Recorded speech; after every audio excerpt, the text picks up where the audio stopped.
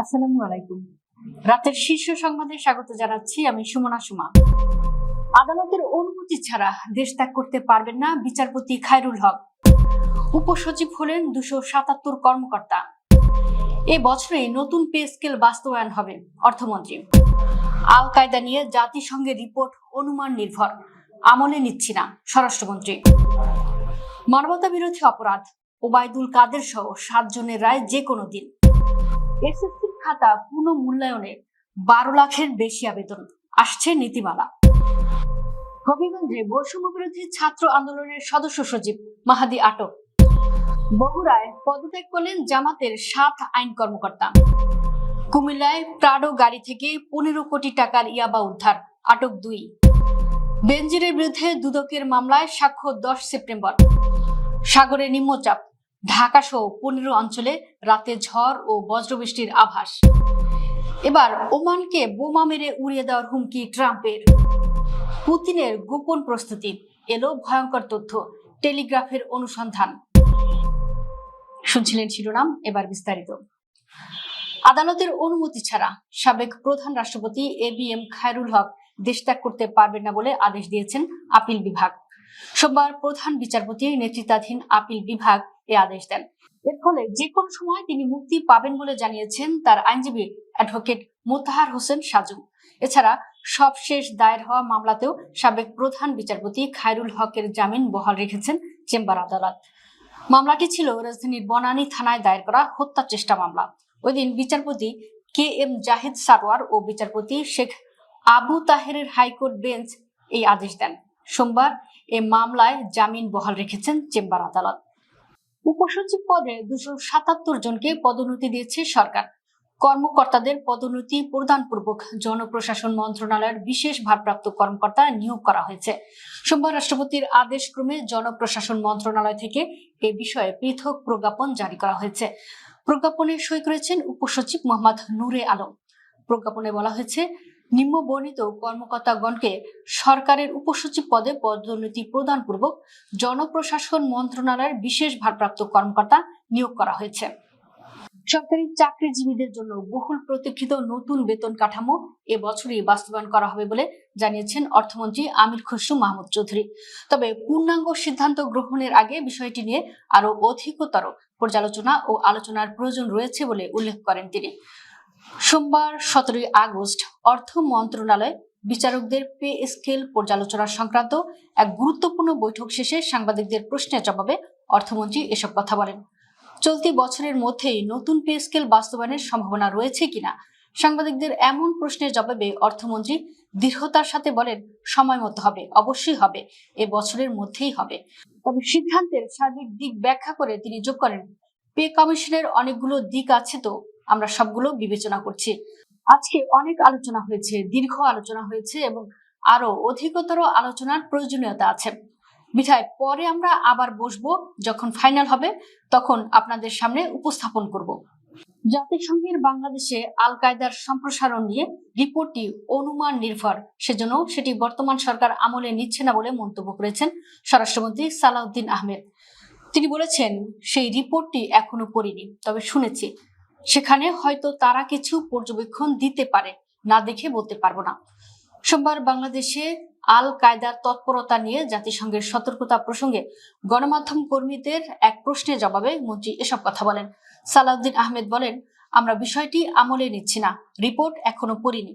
তাছাড়া পত্রিকা থেকে আমি যতটুকু শুনেছি ওখানে বলা হয়েছে তারা অনুমান করেছে যে এমন কিছু হতে পারে, সেটা জাতিসংঘের প্রতিবেদনে পড়িনি। ওখানে হয়তো কিছু পর্যবেক্ষণ দিতে পারে, আমি না দেখে বলতে পারবো না। আর অনুমান নির্ভর কোনো রিপোর্টের উপর আমরা নির্ভর করতে পারি না। 24শে জুলাই গণ অভ্যুত্থানের সময়কার মানবতা বিরোধী অপরাধে কার্যক্রম নিষিদ্ধ আওয়ামী লীগের সাধারণ সম্পাদক ওবায়দুল কাদের সহ 7 আসামির পক্ষে বিপক্ষে যুক্তিতর্ক উপস্থাপন শেষে যে কোনো দিন রায়ের জন্য মামলাটি অপেক্ষমান রেখেছেন আন্তর্জাতিক অপরাধ ট্রাইব্যুনাল। সোমবার আন্তর্জাতিক অপরাধ ট্রাইব্যুনাল 2 এ আদেশ দেন। ট্রাইব্যুনালে আসামিদের পক্ষে রাষ্ট্রনিযুক্ত আইনজীবী ছিলেন এম হাসান ইমাম ও ইশরাত জাহান। অন্যদিকে প্রসিকিউশন পক্ষে ছিলেন প্রসিকিউটর মিজানুল ইসলাম ও গাজী MH তামিম। ওবায়দুল কাদের ছাড়াও এ মামলার জন্য আসামিরা হলেন আওয়ামী লীগের যুগ্ম সাধারণ সম্পাদক আফম বাহাউদ্দিন নাসিম, মোহাম্মদ আলী আরাফাত, যুবলীগের সভাপতি শেখ ফজলে শামস পরশ, সাধারণ সম্পাদক মাইনুল হোসেন খান নিখিল, ছাত্রলীগের সভাপতি সাদ্দাম হোসেন ও সাধারণ সম্পাদক ওয়ালি আসিফ ইনাম। আসামিরা সবাই পলাতক। এসএসসি পরীক্ষার খাতা পুনঃমূল্যায়নের জন্য 12 লাখেরও বেশি আবেদন জমা পড়েছে বলে জানিয়েছেন শিক্ষামন্ত্রী আনাম এহসানুল হক মিলন। বিপুল সংখ্যক আবেদনের পরিপ্রেক্ষিতে কোন ধরনের খাতা পুনঃমূল্যায়নের আওতায় আসবে তা নির্ধারণে সরকার নীতিমালা প্রণয়ন করবে বলে জানিয়েছেন তিনি। সোমবার গণমাধ্যম কর্মীদের প্রশ্নের জবাবে শিক্ষামন্ত্রী এসব কথা বলেন।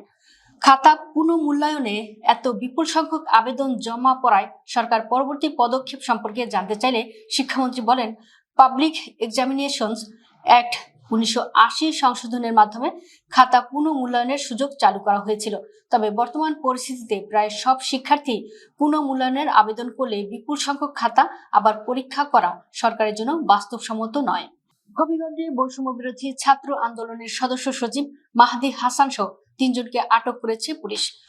লোডশেডিং, বিদ্যুতের দাম বৃদ্ধি, গ্যাসের সংকট এবং দ্রব্যমূল্যের অস্বাভাবিক বৃদ্ধির প্রতিবাদে সর্বস্তরের ছাত্র জনতার ব্যানারে আয়োজিত বিক্ষোভ মিছিলের প্রস্তুতিকালে পুলিশ তাকে আটক করে। সোমবার বিকেল 5:30টার দিকে শহরের কোট মসজিদের সামনে থেকে তাকে আটক করা হয়। এর আগে বৈষম্য বিরোধী ছাত্র আন্দোলনের নেতা মির্জা সুমন ও রাকিবকে আটক করে পুলিশ। মাহাদি সহ 3 জনকে আটক করা হলেও বৈষম্য বিরোধী ছাত্র আন্দোলন অথবা আন্দোলনকারী অন্য কাউকে কোট মসজিদ এলাকায় দেখা যায়নি। এ বিষয়ে হবিগঞ্জ সদর মডেল থানার ভারপ্রাপ্ত কর্মকর্তা জাহিদুল হক জানান, প্রশাসনের অনুমতি ছাড়া ছাত্র জনতার ব্যানারে তারা বিক্ষোভ মিছিলের আয়োজন করে। বিশৃঙ্খলা আশঙ্কা থাকায় প্রশাসন অনুমতি দেয়নি। প্রশাসনের বাধা উপেক্ষা করে তারা জড়ো হলে ঘটনাস্থল থেকে মাহাদি সহ 3 জনকে আটক করা হয়। বগুড়ায় জামাত সমর্থিত 7 জন আইন কর্মকর্তা পদত্যাগ করেছেন। সোমবার সকালে জেলা প্রশাসক তৌফিকুর রহমানের কাছে পদত্যাগপত্র জমা দেন তারা। পদত্যাগকারীরা হলেন অতিরিক্ত পিপি অ্যাডভোকেট শাফিকুর রহমান শাফি, অতিরিক্ত জিপি এমদাদুল ইসলাম, এপিপিপি আরিফুর রহমান, সাইফুল ইসলাম, শহীদুল ইসলাম, ইন্দ্রজিৎ ও আতাউর রহমান সবুজ। 2024 সালের আন্দোলনের মুখে শেখ হাসিনা সরকারের পদত্যাগের পর বগুড়া জজ কোর্টে এই আইনজীবীরা রাষ্ট্রীয় দায়িত্ব পালন করেন। পদত্যাগকারী এপিপিপি শাফিকুর রহমান শাফি বলেন, জনগণের প্রত্যাশা ও ম্যান্ডেট অনুযায়ী জুলাই সনদ বাস্তবায়নের ব্যর্থতা আমাকে গভীরভাবে উদ্বিগ্ন করেছে। একইভাবে বিচার বিভাগের জন্য একটি স্বাধীন সচিবালয় প্রতিষ্ঠায় সরকারের বিরোধিতা এবং বিচার বিভাগের স্বাধীনতা সংক্রান্ত বিষয়ে সরকারের অবস্থান নিয়েও আমি উদ্বিগ্ন।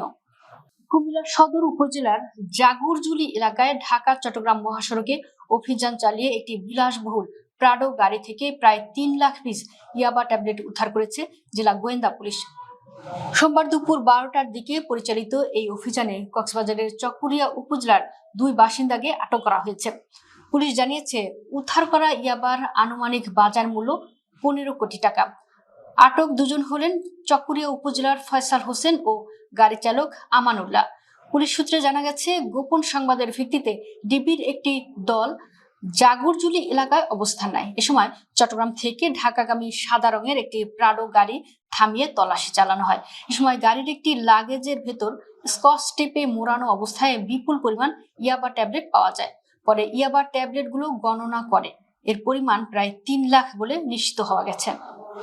পুলিশের সাবেক মহাপরিদর্শক বেনজির আহমেদের বিরুদ্ধে অবৈধ সম্পদ অর্জনের মামলায় সাক্ষ্য গ্রহণ পিছিয়ে আগামী 10 সেপ্টেম্বর নতুন দিন ধার্য করেছেন আদালত। সোমবার মামলাটির সাক্ষ্য গ্রহণের জন্য দিন নির্ধারণ ছিল, তবে এদিন কোনো সাক্ষী আদালতে উপস্থিত হয়নি। এজন্য ঢাকার বিশেষ জজ আদালত 5-এর বিচারক আব্দুল্লাহ আল মামুনের আদালত পরবর্তী সাক্ষ্য গ্রহণের জন্য নতুন করে এ তারিখ নির্ধারণ করেন। সংশ্লিষ্ট আদালতের বেঞ্চ সহকারী আরিফুল ইসলাম এ তথ্য নিশ্চিত করেন। এর আগে গত 8 মার্চ মামলার চার্জশিট আমলে গ্রহণ করে বেনজির আহমেদের বিরুদ্ধে গ্রেফতারি পরোয়ানা জারি করা হয়। এরপর গত 3 মে বেনজির আহমেদের বিরুদ্ধে অভিযোগ গঠন করে বিচার শুরুর আদেশ দেন একই আদালত। এ নিয়ে মামলাটিতে 28 জনের সাক্ষীর মধ্যে 15 জনের সাক্ষ্য গ্রহণ শেষ হয়েছে। উত্তর পশ্চিম বঙ্গোপসাগর ও তৎসংলগ্ন উপকূলীয় এলাকায় অবস্থানরত সুস্পষ্ট লঘুচাপটি ঘনীভূত হয়ে বাংলাদেশের দক্ষিণ পশ্চিমাঞ্চল, পশ্চিমবঙ্গ উপকূল ও তৎসংলগ্ন উত্তর পশ্চিম বঙ্গোপসাগর এলাকায় নিম্নচাপে পরিণত হয়েছে। ক্রমশ এটি আরো উত্তর পশ্চিম দিকে অগ্রসর হতে পারে। সক্রিয় মৌসুমী বায়ু এবং এই নিম্নচাপের প্রভাবে সব সমুদ্র বন্দর, উত্তর বঙ্গোপসাগর ও তৎসংলগ্ন বাংলাদেশের উপকূলীয় এলাকার উপর দিয়ে ঝড় বয়ে যেতে পারে। সেই সঙ্গে ঢাকা সহ দেশের 15 অঞ্চলে অস্থায়ী ঝড়ের পাশাপাশি বজ্রবৃষ্টি হতে পারে রাতের মধ্যে। হরমুজ প্রণালী নিয়ে যুক্তরাষ্ট্র ও ইরানের মধ্যে চলমান সংঘাতের মধ্যে মধ্যপ্রাচ্যের দেশ ওমান যদি বাধা হয়ে দাঁড়ায়, তবে দেশটিকে বোমা মেরে ঘুরিয়ে দেওয়ার হুমকি দিয়েছেন মার্কিন প্রেসিডেন্ট ডোনাল্ড ট্রাম্প। খবর ব্লুমবার্গ নিউজের।